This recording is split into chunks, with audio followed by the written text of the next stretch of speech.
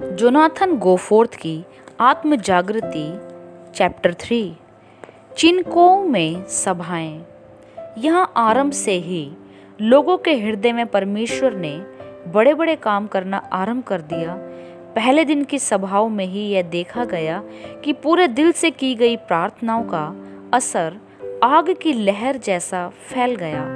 तीसरे दिन की सभाओं में एक अज्ञात मनुष्य ने श्री गोफोर्थ को लिखकर बतलाया कि एक प्रचारक अपनी पत्नी से झगड़ा किया करता है, जो परमेश्वर के कामों में बड़ी बाधा का कारण है। उस लेखक ने यह भी बतलाया कि वहाँ के एक प्रधान डीकन की अपने भाई से बड़ी शत्रुता है। यह सुझाव दिया गया कि इन दोनों के लिए चर्च में प्रार्थना की जाए। श्री गोफोर्थ ये जानते थे कि ऐसा करना नासमझी है। उसने परमेश्वर से बड़े बोझ से प्रार्थना की कि यह समस्या सुलझाएं जो चर्च में रुकावट के कारण है। शाम को संबोधन के बाद एक आदमी ने खड़ा होकर बड़े बोझ से हृदय को टुकड़े टुकड़े करने वाली प्रार्थना की। उसने मान लिया कि उसका गुस्सा इतना तेज है कि उसकी पत्नी उसके साथ एक कमरे में नहीं रह सकती है। उसके गुस्से ने उसे परमेश्वर से अलग कर दिया है। यही प्रचारक था जिसके लिए प्रार्थना का सुझाव दिया गया था।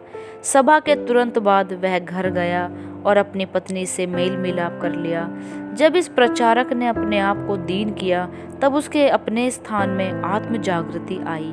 उसके पाप मान लेने के से दूसरे आदमी ने भी अपने पाप मान लिए।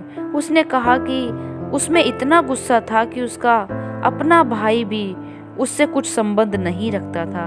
अपने भाई को प्रेम से सुधारने के बदले कड़ाई, जबरदस्ती और गुस्से को काम में लाता था।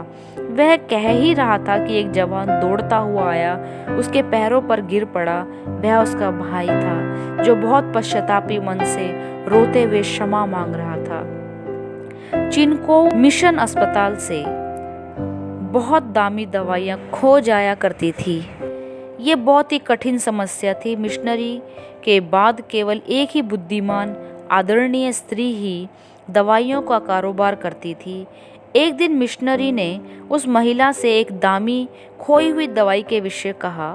वह महिला बहुत गुस्सा हो गई। इसे अपना अपमान समझ उसने उसी वक्त अपना इस्तीफा दे दिया। इस जवान महिला के लिए बहुत प्रार्थनाएं की गई। उसके मित्रों ने उसे सभाओं में लाने की बहुत कोशिशें की। वह नहीं आई। अंत में अंतिम सभा में आई। सुबह की सभा में बिल्कुल चुपचाप रही। उसके लिए प्रार्थना की गई कि शांति सभा में आए। वह आई। संबोधन वचन के बीच में उसका सिर झुक गया। लगातार उसके आंसू बहने लगे। संबोधन वचन के बाद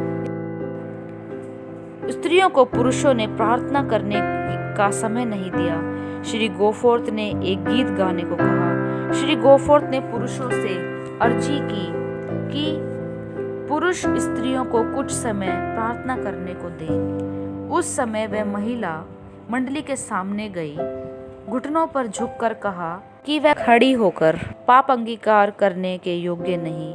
उसने एक करुणापूर्ण कहानी बताई कि एक अधार्मिक दबाव एवं अनैतिक पिता से किस प्रकार एक कमजोर लड़की पर पड़ा। उसके पिता ने मिशन अस्पताल से दामी दवाइयों की चोरी जबरदस्ती कराकर दामी दवाइयों की एक दुकान खोली है। 2 महीने बाद वह मर गई और स्वर्ग चली गई। यह घटना कितनी उल्टी होती यदि वह समय पर परमेश्वर के दिए गए अवसर का लाभ पश्चाताप करने में नहीं लाती।